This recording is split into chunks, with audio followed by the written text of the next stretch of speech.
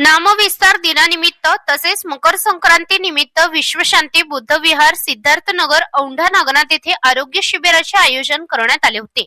विश्वशांती बुद्ध विहार औंढा नागनाथ येथे आरोग्य शिबिर तपासणीच्या प्रसंगी विश्वरत्न डॉक्टर बाबासाहेब आंबेडकर यांच्या प्रतिमेची पूजा करून आणि अभिवादन करून आरोग्य तपासणी शिबिरास सुरुवात करण्यात आली। औंढा नागनाथ येथील विशेष शांती बुद्ध विहार येथे हिंगोली येथील नाईक हॉस्पिटल व डॉक्टर चंद्रमणी पाईकराव यांच्या संयुक्त विद्यमाने 262 रुग्णांची मोफत तपासणी करण्यात आली। औंढा नागनाथ शहरामधील तसेच परिसरामधील आरोग्य तपासणी शिबिराचा रुग्णांनी मोफत तपासणी करून लाभ घेतला।